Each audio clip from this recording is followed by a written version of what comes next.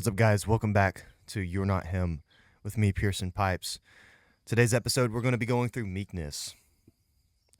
This episode is going to play nicely off of our first episode, which was a man with a broken and contrite heart.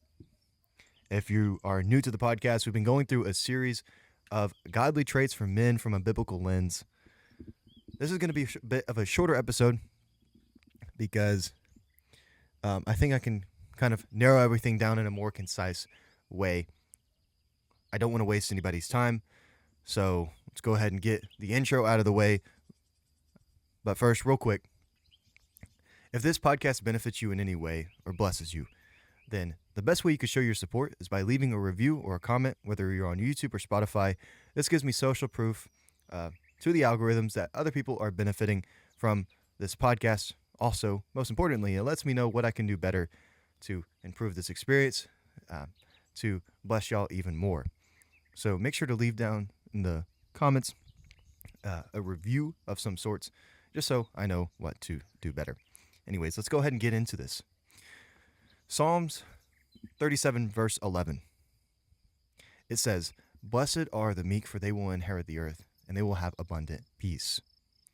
So Matthew chapter 5, in the Beatitudes, it says, "Blessed are the meek, for they will inherit the earth." Okay. So obviously, the Lord tells us that those who are meek will be blessed. Now, you've probably heard this before, but just to clarify, meekness is not weakness. Don't get that mixed up. Meekness is taking the strength that God has given you and humbling it. So it's not necessarily suppressing it, but it is limiting it. To be meek is like kind of taming a horse. Horses are very fast. They can run upwards of 30 to 50 miles per hour. They're getting kicked by a horse would be the equivalent of getting hit by a car, and they're very strong. However, these animals, when tamed, their strength is put into submission to the rider. In the same way, we are like those horses. We are very strong, especially as men. God gave men a special strength, a physical strength. Women are very strong, of course. However, even Peter says that they are the weaker vessel. Men are stronger. That's just a fact. It's a biology fact, right? Obviously. With that being said, let God be the rider. Let's be in full submission and humility before God. We go through the Beatitudes, and it says, "Blessed are those who are poor in spirit. Blessed are those who mourn." Like I said, this episode ties nicely into the first episode, because to be meek is to have lowered yourself before God, to realize kind of how messed up you really are, and then to say, now what? You say, where do I go from here, God? To be meek is to use your strength that God has given you. Having a choice is a very powerful thing that God has given us. Free will is a very powerful thing. We get to react in different ways and however we see fit. Excuse me. And however we see fit. Right? So we're walking through this life knowing how we mess up, how we're not perfect. James says that we're double-minded, that we need to purify our hearts. Right? So, with that being said, meekness is saying, now what? How am I going to react? Am I going to react in the way that I see right, or am I going to react in the way that God sees right? Of course, we want to react in the way that God sees as right. We don't want to be right in our own eyes. We want to be right in God's eyes. That's a given. So, let's see how the Lord tells us to behave in this meekness. Okay. There are 3 levels of meekness. Number 1, we're not going to get to the posture of our heart. We're not going to try to sort out everything that's going in here. Remember, you are double-minded. Your heart needs to be purified. We're getting there. If you've been going through this series, hopefully your mind has been working towards having a broken heart to your sin, of your position before God, of realizing how lowly you are and how much you need to empty yourself before God. However, if you're like me and you still struggle with that, sometimes just having an action that I need to do is what's going to get me even closer to God without necessarily having everything sorted out inside my heart. So the first step to meekness is simply don't repay evil for evil. Meekness is in action, not repaying evil for evil. That's the first step. Okay. So even the world can do this, right? So I used to work with at Walmart, and I had some coworkers who would get very upset with. I worked in the delivery department, so basically, whenever you order your groceries online, I was kind of working in the area where we would load up those groceries, take them out to people's car, whatever. So we were dealing with people who were kind of like third-party workers for Walmart. They didn't like to abide by the rules. They were kind of frustrating at times, whatever. And I would have a lot of coworkers who weren't Christians. Anytime that somebody would be rude to them, they were always, just like I was, tempted to be rude back. However, because they know, and this is what I'm saying, trying to sort out the intentions of the heart. I'm not going to try to sort out the intentions of their heart. I'm going to try to sort out mine. I can say that not all the time I was nice to them because I knew that that's what God wanted. Sometimes I was nice to them whenever they were rude just because I didn't want to lose my job. And I would say for the same reason, it's likely that they were doing it as well. Being kind to someone whenever they're rude, right? But that's the first step. The first step, we don't always go into godly things with godly intentions. We stay because we realize that God has it right and we are more fulfilled that way. But we don't always jump into things for noble reasons. So you don't trade evil for evil for yourself. But God works on us. God has mercy on us. Lord, have mercy on our souls as a sinner because we don't always have it right.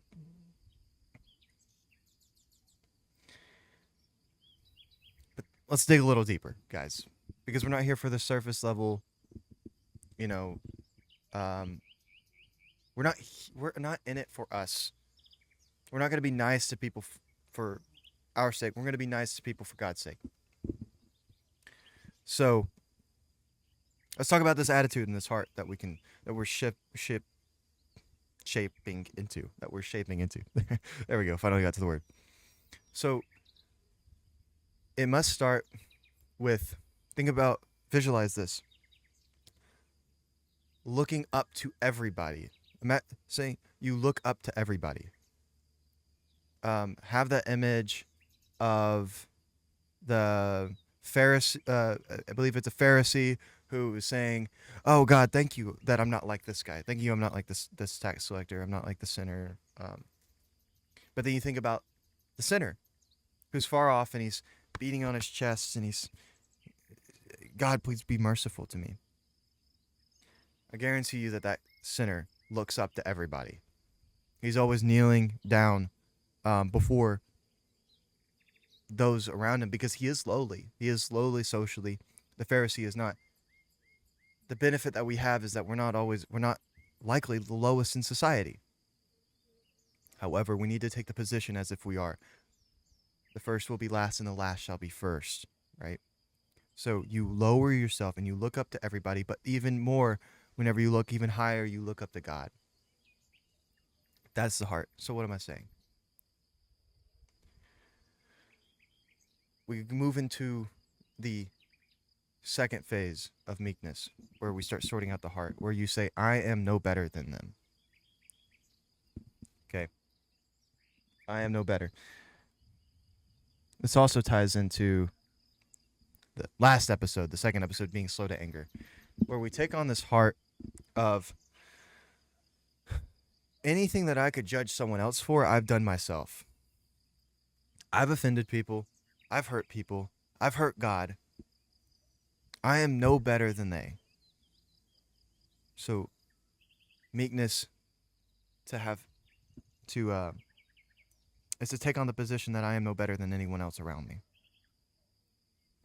Okay. What does that lead to? Well, that leads to not wanting anything worse for anyone than I would want for myself. Okay. Now, I'm going to tell a story not to boast up myself, but I want to give an example of how confusing this is to the world.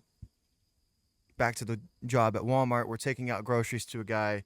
He starts getting physical. He starts snatching things out of our hands. Um, he tries to um, like physically get us out of the way. He was trying to steal the the groceries. Long story short, he wasn't a qualified guy to be delivering groceries. Let's just say that. He was not supposed to be taking the grocery order. But he was dead set on taking him anyways. He like got physical with us, got in our face, started cussing at us, dropping F bombs, just flipping the bird, just totally just what in the world's going on. And my coworker was obviously very upset because he was the one who was having to deal with it the most. I was secondhand, kind of also being a little bit involved and trying to ease the situation. But man, this guy who we were dealing with, this driver, he was way out of line. Um, and we're walking back to the store with our cart. The guy has the groceries now. We're honestly a little pissed off, obviously. And but um, I say, man, I really hope that guy has a blessed day. My coworker's like, what? Seriously, like threw it back. He was like, no, no, no, no, no. I really hope he has a crappy day. That was sucky of him. What is wrong with that guy? And what do you mean you wish he has a blessed day? Like, I mean, and I told him, and I can't take credit for this because this is what the Lord has told us to do. He says to bless those who hate you. Bless your enemies. Come on, let's not be dramatic. It was 2 or 3 workers not getting along and kind of just getting through a bad day, right? He's not my enemy. He probably doesn't hate me or hate my coworker or whatever. But I was trying to take on that heart of, okay, listen, this guy probably has a really bad day. This guy. Maybe he's just an angry person, whatever. Anyways, point being, whenever I said, no, let's bless this guy, my coworker was thrown back. This is not something that is very intuitive to the world. So, going back to the second level of meekness, which is whenever someone wrongs you, because of how you see yourself in relation to God, you don't even want revenge to be done to them. This is because we realize that if God had the same heart towards us that we had towards others, we'd be up a creek without a paddle. We'd be totally screwed. Because how much more have we offended God than these people who have offended us? And so that's humbling. That's humbling to be in a position. We think that we have the power and the strength to make things right, to set things straight, to clear the score. Someone wrongs us, we wrong them. We think we have the right, and maybe, physically you might be able to. Maybe you're stronger than the guy. Maybe you can overpower him. Maybe you're wittier and you can think of more clever comebacks. You might have all the cards in your hand to play this right, and you walk away feeling like the bigger man. But if God did the same thing to you, you're dead. Come on. He's God, right? God ultimately settles the score, and he's still eternal, and you're just back to dust. Well, that's a little harsh. No, it's true. It's reality. You are so small in the grand scheme of things. That's not to put you down. God loves you. God values you. He gave Christ for you.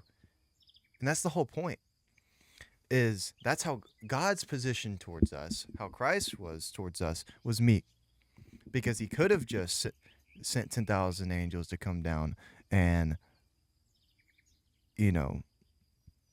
taken him off the cross. He could have gotten down from the cross. He could have slaughtered everyone who was putting him up there unjustly. However, he stayed on the cross, and he lived a life of humility and meekness. Okay.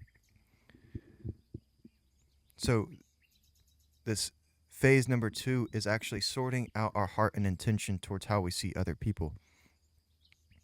I think the greatest example of meekness that I can think of practically, let's think about whenever Jesus says in Matthew chapter 5, he says, if somebody slaps you across the face, turn them the other cheek. Now, there's this clip going around of Cliff and this Hebrew Israelite. I'm not bringing this up to put him down. I'm not bringing this up to slander anybody. I love Cliff. I obviously wish the best for him. However, I think that because of the reaction that the Christian culture has seen, I think there's a misunderstanding on that passage, in my humble opinion. See, this clip that's going around is this Hebrew Israelite says, what if I just slap you? What if I just slap the crap out of you? And are you going to turn the other cheek? And Cliff gets up and he entices him. He says, come on, man, slap me and see. I'm giving you an opportunity. Come on, let's cut that out. I do not see that that's how the Lord wants us to interpret that scripture. What I see is whenever somebody slaps us, our face turns red. It's on fire. It burns. What he wants us to do is to turn the side to them that is not red, on fire, and burns. As in, turn your unoffended side to your offender. Go unfazed. If somebody wrongs you, you should be slow to being offended. The problem that I'm seeing a lot in the Christian culture is that we're very offended. Christians are very offended, and I think that comes down to a lack of meekness. Now, I want to praise Cliff because I've seen many times whenever he has shown great humility, people have insulted him, and he's reacted very well. So I'm not trying to tear him down. I'm just saying because of the culture's reaction to that clip that went viral, I think people have a misunderstanding.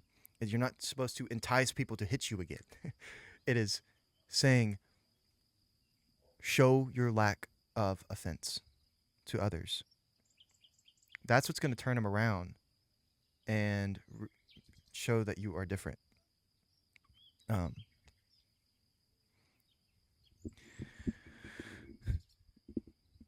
We are to not let anybody rob our peace. A lot of Christians walk around holding on to all this anger and bitterness built up based off of what people have said or they have done to them. And we all got problems. We all got people in our lives that aren't kind to us, that are offensive. It does exist. But the thing is that we carry it. We carry it very deep, like it's deep in our heart, and we wish for revenge. I know I do this. I'm very guilty of this. Whenever people offend me, depending on who it is, the people who I love the most can hurt me the most. And whenever they hurt me the most, I kind of wish that they would hurt the same way that I do. However, that's not blessing those who harm you. That's not blessing those who the world would say not to bless.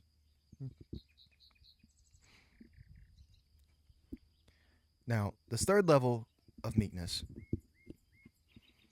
is even more difficult than the second.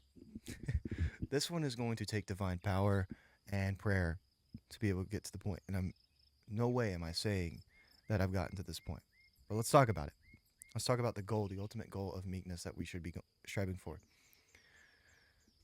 We should be grieved that we are the object of somebody's sin. Not in a, oh, woe is me, someone sinned against me, I'm so hurt, God, please help me. But my heart aches for the fact that somebody was angry towards me. I'm sorry. Pearson, what are you talking about? You blowing smoke? Why should I be sorry? Because someone's mad at me. They have no right to be mad at me. Even so, Even if someone doesn't have a right to be mad at you, you are still grieved at the fact that you live in this wicked world and that there is something that you did, some there is something to be done about that person's pain, and you are the object of that pain. They are using their anger, their sadness, their bitterness, their confusion, and placing it upon you, and that should hurt your heart. Think about how much more you'll want to bless others if it's genuinely hurting you that someone is acting in a way that is not of God. It is it's what Paul says in Romans chapter 12 verse 18. He says, as long as it is up to you, brother, be at peace with all. So you might not understand why in the world somebody has like something against you where there's not peace going on, but it says that God opposes the proud but gives grace to the humble. It says, humble yourself before God and he will lift you up. God will give you understanding. God will be gracious to you in these circumstances. You may not understand, but if it is up to you, you tell that person who is offended at you, who wants to hit you, who has hit you, who wants to spit on you, who has spit on you, who wants to insult you, who has insulted you. And you say, is there anything that I can do to make this right? Oh, come on, Pearson, what are you talking about? I'm not just going to be a doormat. I'm not telling you to be a doormat, man. I'm not telling you to be unreasonable. I'm not telling you any of these things. That's why I'm saying it takes a heart prayer. Think about Jesus, right? Was Jesus a doormat? Ask yourself that. Was Jesus a doormat? No, Jesus was not a doormat. But he let him walk all over him. Did he? In a sense, yes, of course. But what does Jesus say? Let's think about this definition of meekness. Strength put into submission to the one authority, the Lord God. Pilate looks at Jesus and he says, your life is in my hands. And Jesus says, you have no authority other than the authority that the Father has given you. So Pilate thinks that he's some great authority. Jesus says, the only authority you have is the authority that has been passed through the hand of my Father. Isn't it ironic that Pilate is saying, like, is taking this position before God himself? He's right beside God. He's talking to God face to face with him. But Jesus, he says, no one takes my life, but I lay it down. That's the meekness right there. That's the humility. So that peace can be found before man and God. If you can have peace before God, you can have peace before man. That's what we're aiming for. If you want to have peace in your life as a man, have peace before God.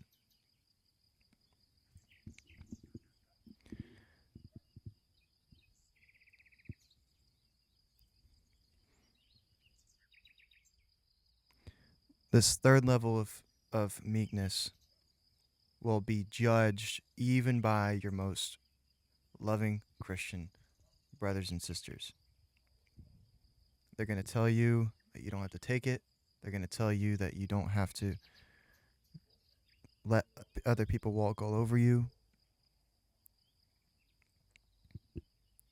Be very careful in hearing what I'm saying. I'm not saying, use your own discernment. But what I am saying is, I'm not saying to let people abuse you. I'm not saying that. But use your own discernment. Take as much as you can take.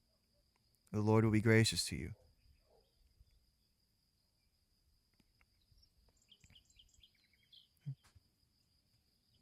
But whenever someone wrongs you, try to make it right. Always. As much as it is up to you, be at peace.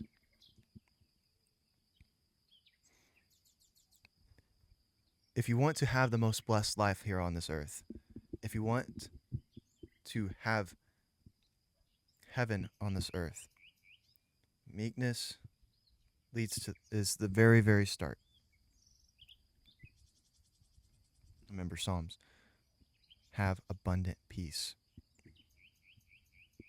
I also want to encourage you that whenever there are people in your life who are fighting, you pray for them, you will have peace.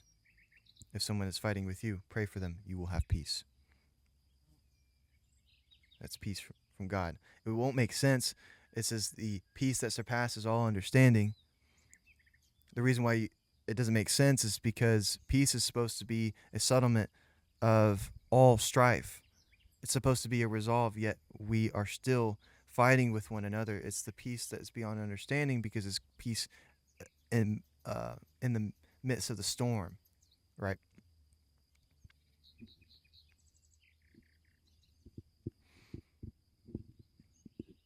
I had this idea of peace, of being a peacemaker, of using my strength and my own self-righteousness to manipulate and persuade and to overpower all of my surroundings so that everything could just be how I see fit. And it could just be on a level playing field. Score is settled. We're all good. Now there's peace. But I realized for that to be the case, if that was how I was going to act, my heart would need to be of one element, which is God. James says that we must purify our hearts because we are double-minded, to cleanse our hands as sinners. Don't try to take things into your own hands. Don't try to manipulate, persuade, overpower the situation. Submit yourself before God. Empty yourself. Resist the devil. He's trying to tempt you into acting in your own might and your own righteousness. That's not the way of a man. The way of a man is being in full submission to God. Look at Jesus. Look at Christ. If you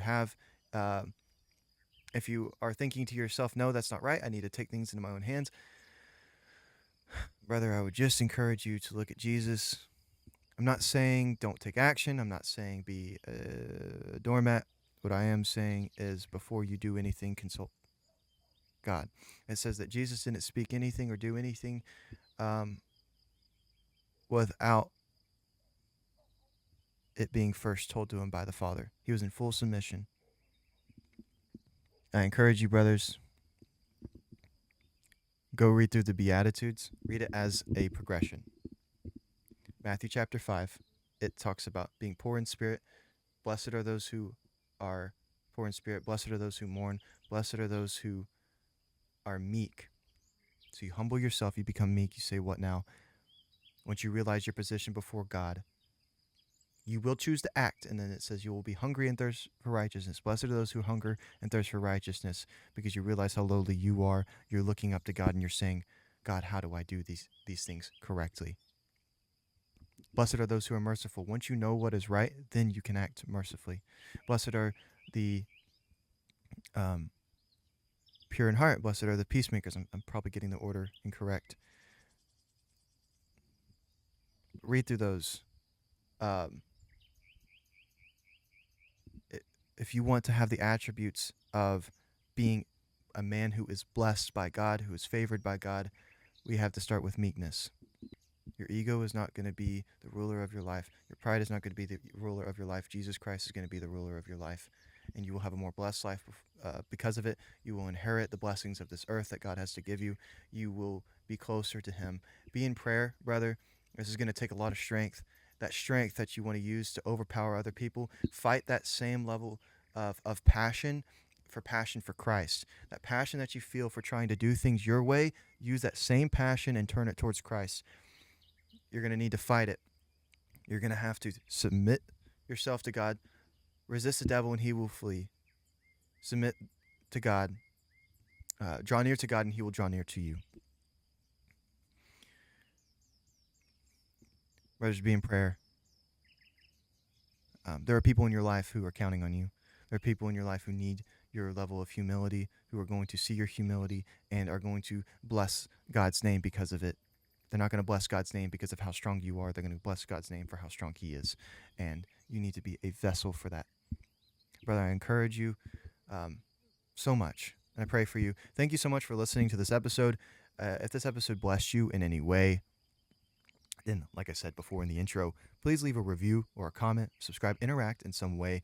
Most importantly, if you can leave some feedback, some criticism of any kind, that would help me help you more, that I could bless you even more. Remember, there was a God. You are not him. God made man. He had an image in his mind whenever he made you. We're going back to that image. We're going to become men that God had in mind whenever he made us, in full humility and submission to him. I'll see you in the next episode. Thanks so much for listening. God bless.